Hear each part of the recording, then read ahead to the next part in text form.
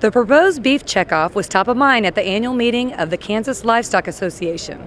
We went to Wichita to hear what producers think about the checkoff as well as other industry issues. The checkoff is collected $1 per head of cattle sold. With less cattle in the inventory, we collect less money. And with inflation, our dollars are just not doing as much. So I think we need more money. But I think one checkoff is the way to do it. Well, we've been very supportive of the beef checkoff. As you know, in Texas, we passed an independent beef checkoff, a voluntary beef checkoff in Texas. So we're supportive of the additional dollar a head, have been forever. We have made that a public statement, and we think everybody should be on the bandwagon and support promotion of our product. I think the checkoff as it exists today is well managed by capable people that represent our industry, and that's the way it should be. I think characterizes our members support the current program that is really grassroots based. Our members, cattle producers in Kansas, serve on the Kansas Beef Council Executive Committee, make those spending decisions here, and that moves on up to the national level.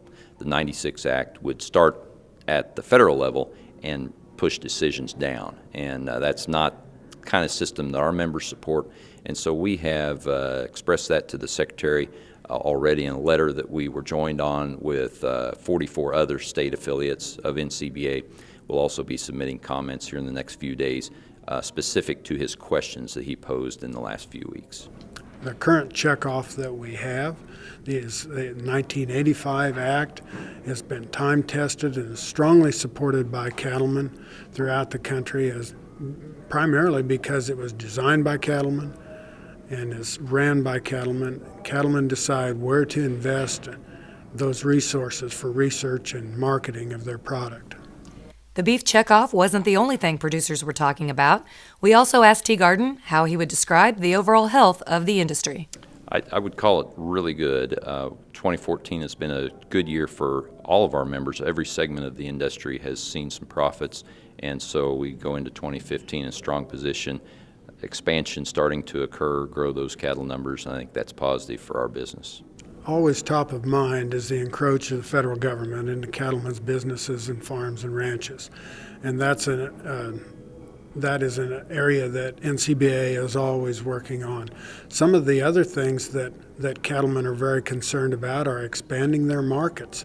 You know, the growing global economy, the expanding middle class is creating unbelievable increase in beef demand worldwide, and cattlemen want free access to those markets to be able to meet the demands of consumers around the world.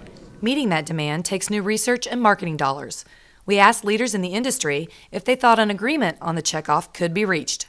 We continue to work through NCBA, continue to work with 8 or 9 other organizations to develop some consensus around increasing the revenue available for the checkoff, and I think that process will continue. We'll find some common ground. Those groups that don't support that move, we'll move on from them, and we'll find those that are willing and make the necessary changes to increase the revenue to continue to build demand for beef. I'm very confident that our industry will come together in support of our current checkoff and also support it with increased resources to further our investment in research and promotion of our products at home and abroad. The hope echoed by many attendees here is that the industry will come together and find a solution before a second beef checkoff is put in place. Reporting from Wichita, I'm Janelle Ost for This Week in Agribusiness.